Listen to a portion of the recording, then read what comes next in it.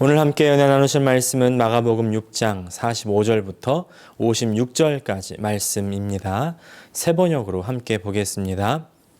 예수께서는 곧 제자들을 재촉하여 배를 태워 자기보다 먼저 건너편 벳세다로 가게 하시고 그동안의 무리를 헤쳐 보내셨다.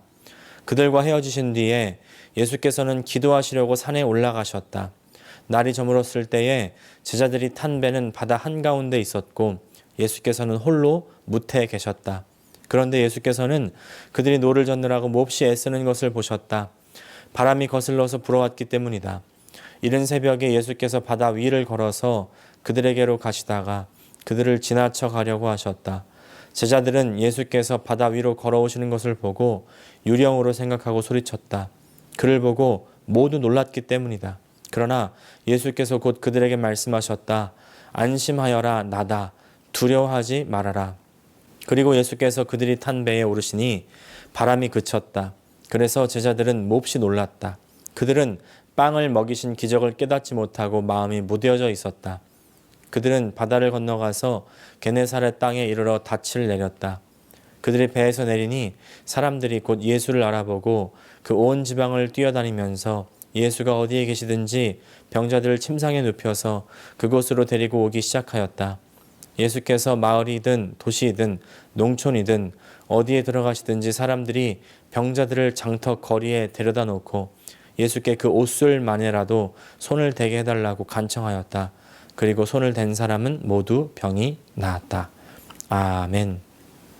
오늘 마가복음 6장 45절부터 56절까지 말씀을 중심으로 나를 지키는 방법, 이와 같은 제목으로 함께 은혜를 나누기 원합니다. 기본은 참 삶의 모든 부분에 있어서 중요합니다. 하나님의 은혜로 최근에 제 아내가 학교에서 보조교사로 일을 시작했습니다. 특수학급에서 아이들을 보조해주는 역할을 합니다. 특수학급에는 여러 종류의 아이들이 있는데 자폐 아이들이 있는가 하면 또 정신발달은 온전하지만 육체적으로 힘든 그런 아이들도 있습니다. 그런 아이들을 돌볼 때도 있죠. 자폐 아이들을 돌볼 때랑 이 육신적인 도움이 필요한 그런 아이들을 돌볼 때와는 완전히 그 보조하는 일의 종류가 다르다고 합니다. 특별히 육체적으로 힘든 아이들을 돌볼 때 휠체어를 밀어준다거나 또 밥을 먹고 그리고 화장실 가는 모든 것들을 도와주는 것은 기본이죠. 그런데 아내 말이요, 그런 것은 할만하다는 거예요. 근데 정말 힘든 부분이 있는데 학교 공부도 함께 봐줘야 될 때라고 합니다. 이곳에 계신 분들도 이제 고등학교를 졸업한 지 꽤 되셨겠지만 제 아내도요, 고등학교를 졸업한 지 이제 10년이 지났습니다. 그런데 이 고등학교 공부가요, 난이도가 상당합니다. 그런데다가 그 공부를 영어로 봐줘야 하니까요, 다른 것보다 이 공부를 도와주는 것이 생각보다 가장 어렵다고 그렇게 토로를 하는 겁니다. 그러면서 하는 말이, 고등학교 때 공부 좀 열심히 할 걸, 기본을 잘 닦아 놓을 걸 하는 거였습니다. 그래서 제가 위로 삼아서, 여보, 고등학교 공부 커리큘럼은 지금 내가 봐도 다시 공부해야 돼요. 나도 못 풀어. 그때 잘했어도 지금 아마 다시 공부해야 될 거야. 이제 이렇게 말해 주었습니다. 사실 고등학교 공부를 하는 것이 사람들이 최소한 이 정도는 갖춰야 된다, 그런 기본을 다루는 내용 아닙니까? 근데 그렇게 말하지만 물론 고등학교 때 공부, 미분, 적분, 이게 무슨 기본이냐 싶었지만요, 지금 와서 보니까 어떻게든 다시 쓰이게 되는 겁니다. 참 기본이 중요하다, 다시금 그런 생각을 해봅니다. 우리 신앙생활도 마찬가지죠. 기본이 참 중요한데, 그래서 예전에 에드 폰테스라는 그런 설교를 통해서 말씀드렸던 것처럼 에드 폰테스, 원천으로 돌아가자, 기본으로 돌아가자, 그런 말 아니겠습니까? 종교개혁의 기체가 되었던 그런 말들, 다시 성경으로 돌아가자는 것이죠. 우리 신앙생활은 성경, 이 하나님의 말씀이 가장 근본이 됩니다. 그래서 항상 성경을 보고 묵상해야 된다고 강조를 드리죠. 어떤 때는 지루하고 또 어떤 때는 귀찮지만, 그러나 우리가 성경을 읽을 때 그 성경이 우리의 마음을 지킵니다. 나 자신을 지킵니다. 성경은 하나님의 말씀이고 그 말씀 속에 하나님의 마음이 들어있기 때문이죠. 그래서 우리가 성경을 읽을 때요, 우리는 간혹 사실 이렇게 생각할 때가 있습니다. 내가 성경을 읽고 있다고 그렇게 생각할 수 있는데요, 내가 성경을 읽고 내가 해석한다, 이렇게 생각할 수가 있죠. 그러나 성경을 읽는다고 하는 것은 사실은 성경이 나를 읽도록 허용하는 것입니다. 다시 말하자면 성경을 읽는다는 말은 하나님께서 나를 읽도록 허용한다는 겁니다. 성경 안에 있는 그 하나님의 마음, 그 속에 비추어진 내 모습을 바라보면서 이제 하나님의 마음을 거울 삼아 나의 그 어지러웠던 마음과 그런 삶을 돌아보고서 조율하는 겁니다. 회개하고 돌아오는 것입니다. 신자된 우리 모두가, 제자된 우리 모두가 다 이런 과정을 겪죠. 그리고 더 많이 겪어야 되고요, 항상 계속 겪어야 됩니다. 우리는 신앙생활을 하면 할수록 무엇을 경험합니까? 흔들리고 쓰러지는 경험을 하기 때문이죠. 오늘 본문의 제자들이 그렇습니다. 오늘 제자들의 행적을 한번 다시 기억해 보겠습니다. 예수님께서 제자들을 부르신 이후에 예수님의 가르치심을 듣습니다. 먼저 그들이 하나님 나라의 일원이 되는 것이죠. 그리고 나서 이제 예수님의 기적과 역사를 바로 눈앞에서 봅니다. 병자를 고치시고 귀신을 쫓아내고 죽은 자를 살려내는 엄청난 역사를 이제 눈으로 보는 것이죠. 그뿐만 아닙니다. 예수님께서 이 제자들을 보내셔서 자기가 눈으로만 봤던 일들을 이제 자신의 손으로 직접 경험하게 해주시죠. 직접 귀신도 쫓아내보고 병자들도 고쳐봅니다. 너무 좋아가지고 예수님께 이제 자기가 행했던 일들을 막 자랑하듯이 보고하죠. 선생님, 제가 이런 일도 했고 저런 일도 했어요. 얼마나 흥분됐을까요? 유대 땅 갈릴리, 제자 중 하나였던 이 나다니엘이 나사렛에서 무슨 선한 것이 나겠느냐라고 말했던 거 기억나십니까? 나사렛도 갈릴리의 한 지방인데 스스로 갈릴리에서 뭔가 나올 수 없다는, 뭔가 자조 섞인 듯한 그런 말을 할 정도로 갈릴리 땅에서 별로 특별하지 않은 고기만 그런 잡던 사람들이었는데, 그런데 스스로도 그렇게 낮게 보던 그런 사람들에게 초자연적인 능력이 나타났으니까 얼마나 기분이 좋았겠습니까? 자존감이 얼마나 높아졌겠습니까? 그런데 밑바닥에 있는 사람들이요, 갑자기 올라가면 좀 부작용이 있을 수가 있죠. 좀 콧대가 높아질 수가 있습니다. 그런 사람들을 저희 어머니는 교자가 들어갔다 이렇게 표현하시는데요. 교자가 뭐냐면 교만의 교자입니다. 교만의 교자가 들어갈 수가 있다는 것이죠. 그래서 졸부라는 말 있는 것 아시는 것처럼 가진 재산에 비해서 언행, 품격, 그런 수준이 떨어지는 사람들을 일컬어서 좀 낮춰 부르는 그런 졸부라는 말 있는 것처럼 신앙적인 면도 마찬가지입니다. 그렇기 때문에 더 마가는요, 이 침례 요한의 이야기 들려주면서 아무리 능력이 나타나고 뭔가 좀 된 사람인 것 같이 느껴진다 할지라도 사실은 이 사명의 길은 죽음으로 가는 길이다. 이것을 더 우리에게 일부러 알려주고 있는 겁니다. 또 오병이어의 기적을 통해서 모든 능력의 근원은 예수님 때문이라는 것을 우리에게 알려주시죠. 하지만 한번 그 콧대가 높아지고 한번 이 교자가 탁 들어가면 그 높은 자리에서 내려오기가 쉽지 않습니다. 하지만 그때 제자들에게 오늘의 본문과 같은 사건이 일어나는 겁니다. 자, 오늘 본문의 시작, 오병이어의 사건 바로 뒤를 이어서 계속됩니다. 마가복음에는 이제 기록되지 않았지만 요한복음 보니까요, 오병이어의 기적이 일어나자 많은 사람들이 예수님을 자신의 왕으로 삼으려고 했습니다. 그들로서는 어떻게 보면 당연한 것이겠죠. 사실 자신의 왕이었던 헤로드 왕 뺏어가기만 했지 주는 것이 없었지 않았습니까? 근데 이제 진짜 주는 사람이 나타났습니다. 돌보아주는 사람이 나타났어요. 자신의 문제를 해결해주는 존재가 나타났습니다. 이 사람이야말로 나의 왕이 되셔야 된다. 그런데 예수님은 그 자리를 피하시는 거예요. 계속 강조드리지만 예수님은요, 사람의 자리, 높임을 받는 자리 피하십니다. 떠나십니다. 그리고 하나님께로 가시는 것이죠. 왜냐하면 예수님은 왕은 왕이시되 세상의 왕이 되러 오신 분이 아니셨기 때문입니다. 하나님 나라의 왕이 되시기 위해서 오셨기 때문이죠. 그래서 세상의 왕자리를 떠나시는 겁니다. 오늘 본문 마가복음 6장 45절과 46절 말씀 세 번역으로 보겠습니다. 예수께서는 곧 제자들을 재촉하여 배를 태워 자기보다 먼저 건너편 벳세다로 가게 하시고 그동안의 무리를 헤쳐 보내셨다. 그들과 헤어지신 뒤에 예수께서는 기도하시려고 산에 올라가셨다. 그런데 하나님께 기도하러 가시기 전에 먼저 하신 일이 있죠. 자신의 제자들을 먼저 챙기십니다. 사실 제자들의 마음속에 어떤 마음이 있었겠습니까?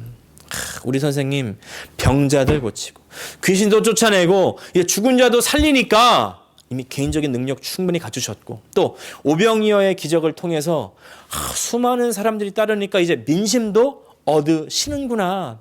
이제 드디어 때가 왔다. 뭔가가 일어나겠구나. 이렇게 생각하지 않았겠습니까?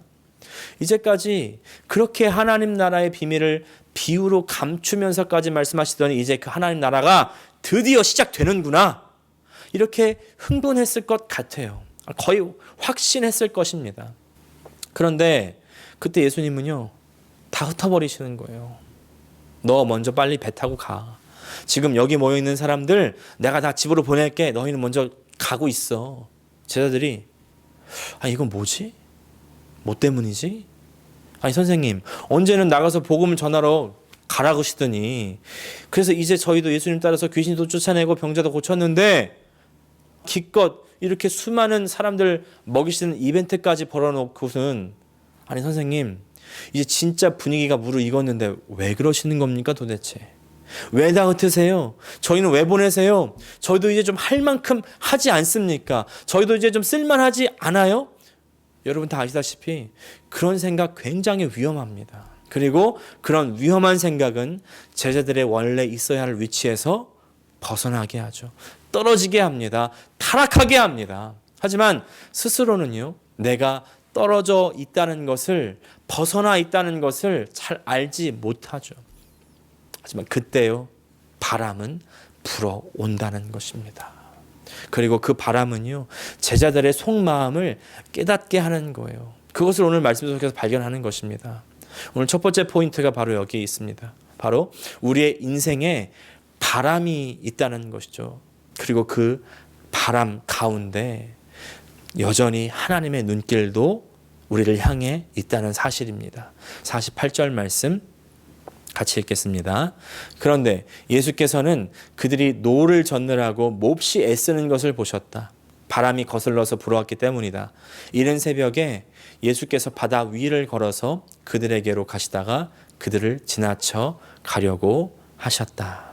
참 이상한 것이요. 복음서를 읽다 보면 이제 예수님과 제자들이 함께 배를 타고 이동하는 모습을 볼 때 밤에 이동하는 경우가 많다는 겁니다. 사실 갈릴리 바다는요, 밤이 되면 바람이 세게 불어가지고 잘 배를 띄우지 않는다고 해요. 그런데 왜 굳이 밤에 이동을 했을까요? 아마 시간을 아끼기 위해 이동을 하지 않았을까 이런 생각도 해보지만 또 한편으로는요, 밤에 노를 젓는 사람들 그만큼 굉장히 힘들었을 텐데 왜 굳이 그런 생각도 듭니다. 또 다른 사람들은 이렇게 해석하는데 예수님께서 레슨을 가르쳐주기 위해서다. 일부러 밤에 배를 띄운 것이 제자들에게 영적인 가르침을 주기 위해서라는 겁니다. 실제로 제자들이 이 밤 시간을 통해서 아주 중요한 레슨을 많이 배우죠. 우리들의 인생에 밤 같은 캄캄한 시간이 찾아옵니다. 우리가 의도했든 의도하지 않았든 또는 유혹되었든 미혹되었든 또는 하나님께서 허락하셨든지 이 밤의 시간이 찾아오는데 위기가 기회라고요. 사실 영적으로는 그 시간이 정말 귀하고 중요한 배움의 시간이 되는 겁니다. 그리고 그때 가장 중요한 팩트는요, 예수님께서 우리를 보고 계신다는 사실입니다. 먼저 제자들을 보낸 예수님, 산으로 하나님께 기도하러는 가셨지만 그러나 계속 제자들을 보고 계셨다는 것이죠. 그리고 제자들이 곤경에 빠진 것을 보시자마자 그들을 향해 가십니다. 그런데 이때 좀 황당한 표현이 있습니다. 예수님께서 지나가시려고 했다는 겁니다. 그들을 지나쳐 가려고 하였다. 아니, 제자들을 향해 가던 거 아니었습니까? 그런데 지나쳐가다니요. 영어로는 pass by를 쓰는데 근데 이 표현에 사실 놀라운 의미가 숨겨져 있습니다. 이 pass by는요, 사실 그냥 지나친다 그런 의미만 있는 것이 아닙니다. 구약에서 보면요, 하나님께서 사람에게 나타나실 때 쓰는 표현으로 pass by를 씁니다. 출애굽기에서 여호와 하나님께서 모세에게 나타나셨을 때 모세를 지나쳐 가십니다. 또 열왕기 상에 보면 하나님의 임재가 엘리야에게 임했을 때 하나님께서 엘리야를 지나쳐 가십니다. 또 욥기를 보면요, 오늘 본문에 등장한 그 예수님의 모습이 그대로 묘사가 되는데 욥기 9장 8절 말씀, 하나님만이 하늘을 펴시고 바다 물결을 밟으신다. 지금 예수님께서요, 하나님의 임재로서 제자들에게, 그것도 그냥 제자들이 아니라 지금 맞바람을 맞아서 힘겹게 노를 젓고 있는 그 제자들 앞에 딱 나가시는 거예요. 하나님께서는 우리의 밤 시간, 특별히 이 맞바람을 맞아서 힘겹게 노를 젓고 있는 그 우리의 인생을 지켜보고 계신다는 사실이에요. 그냥 지켜보고만 계시는 것이 아니라 그 거룩하고도 위험 있는 인재로 우리 앞에 나타나신다는 것입니다. 여기서 두 번째 포인트.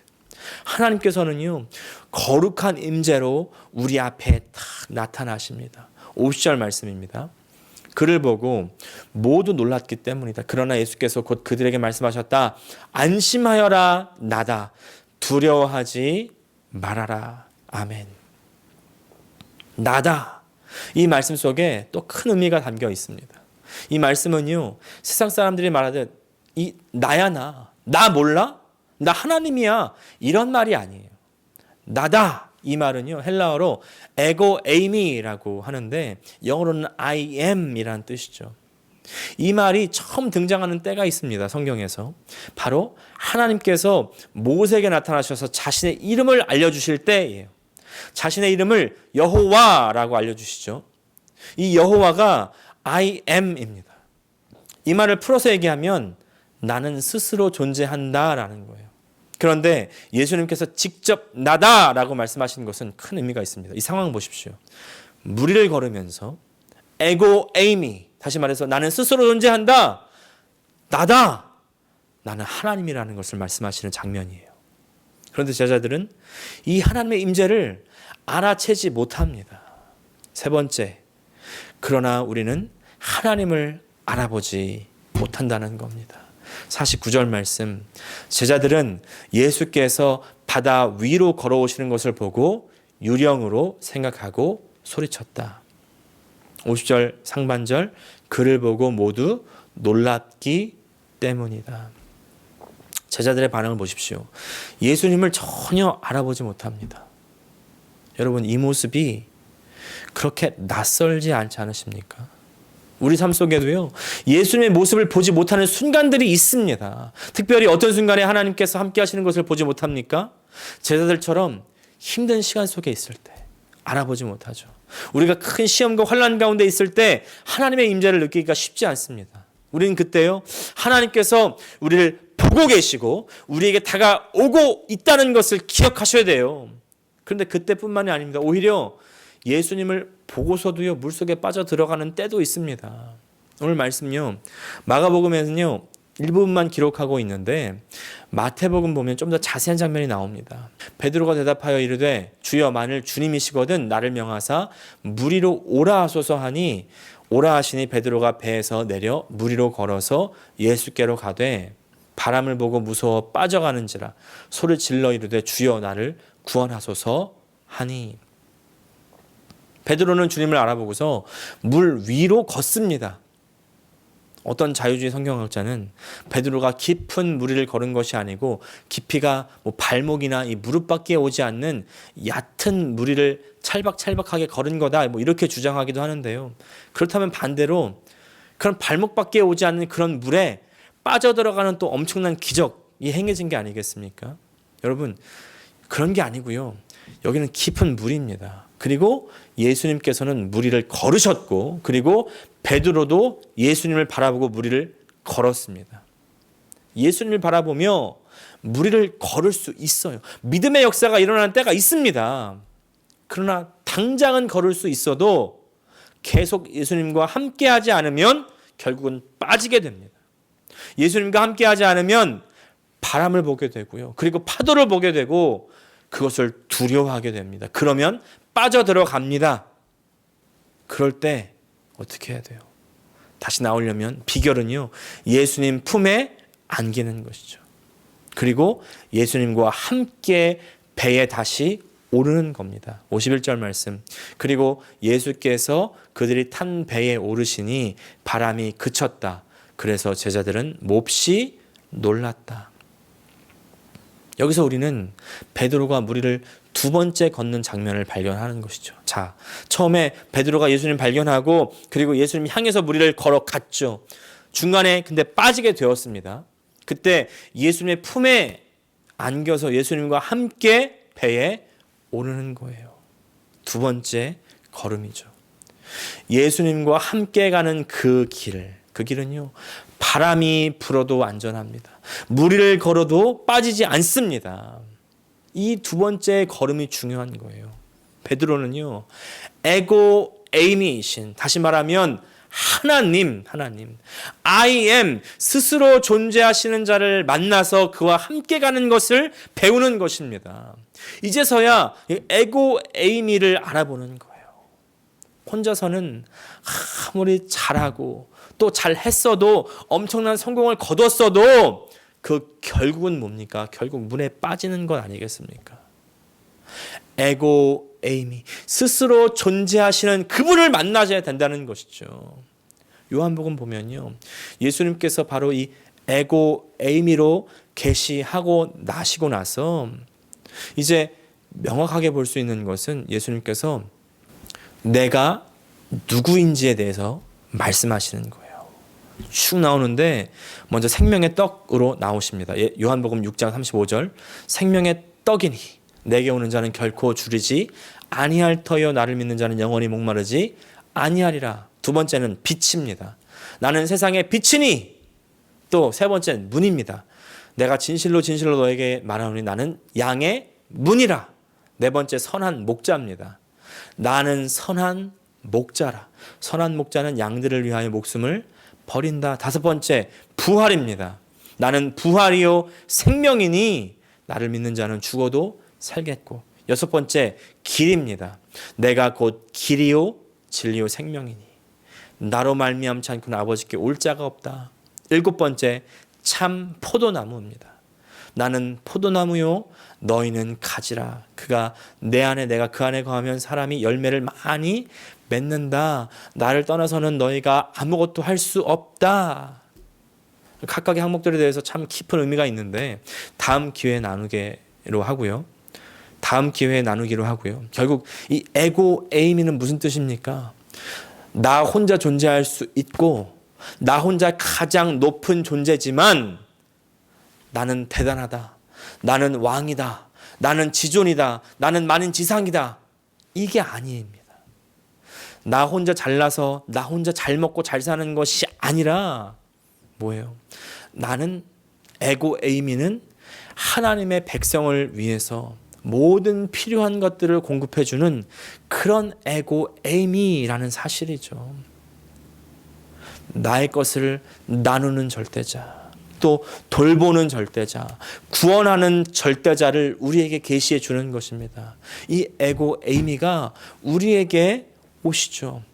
그날이 바로 크리스마스 아니겠습니까? 올해 크리스마스 그분이 오셔서 우리에게 모든 풍성함으로 채우시는 복이 넘치시기를 축복합니다. 그러나 그때 우리에게 필요한 것은 바로 이 네 번째 포인트예요. 바로 나를 지키고 우리 마음을 지키는 것입니다. 52절 말씀입니다.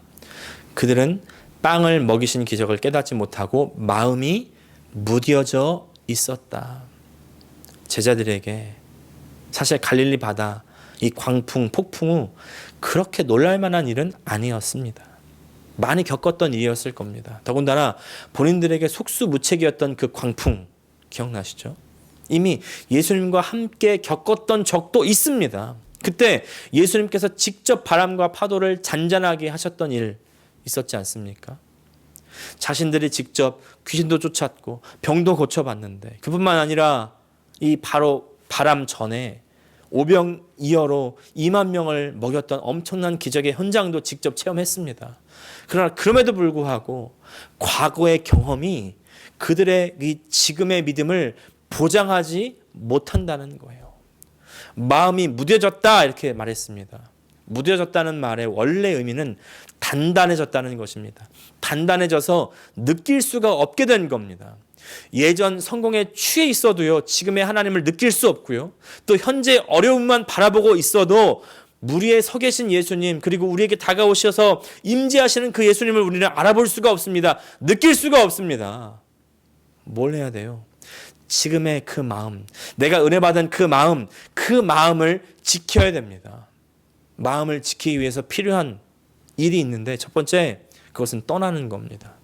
헤어져야 됩니다. 46절 상반절 말씀, 그들과 헤어지신 뒤에.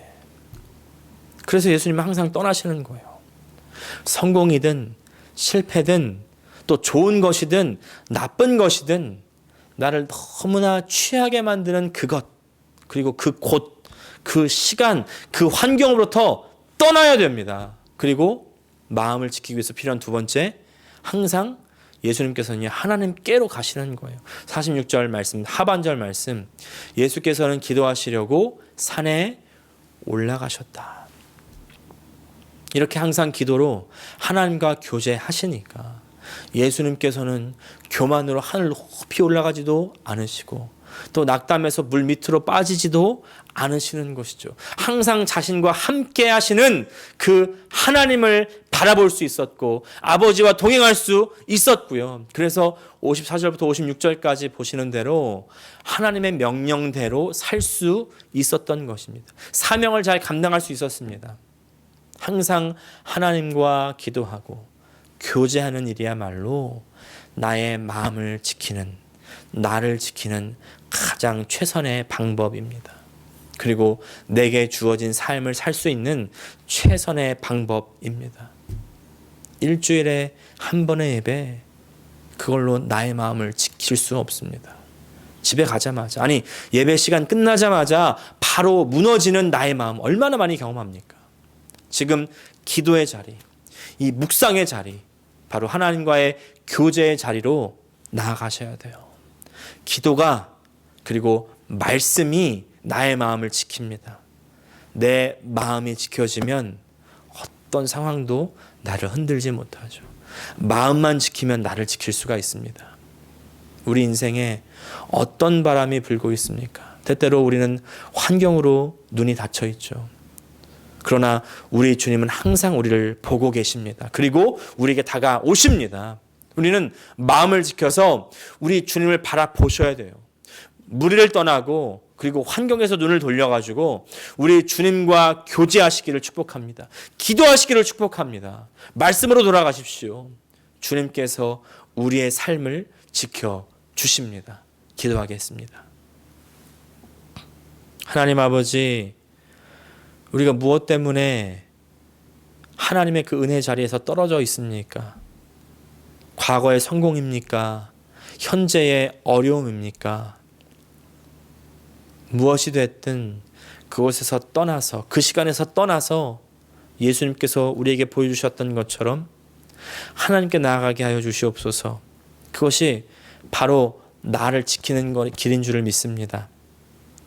하나님과 항상 교제하며 기도와 말씀으로 주님을 꼭 붙들 때에 그 은혜의 자리에서 나의 마음을 지켜주시고, 주님 항상 기본으로 돌아가 하나님의 말씀 따라, 하나님의 명령 따라 살아가는 하나님의 사람들 다 될 수 있도록 도와주시옵소서. 예수님의 이름으로 기도합니다. 아멘.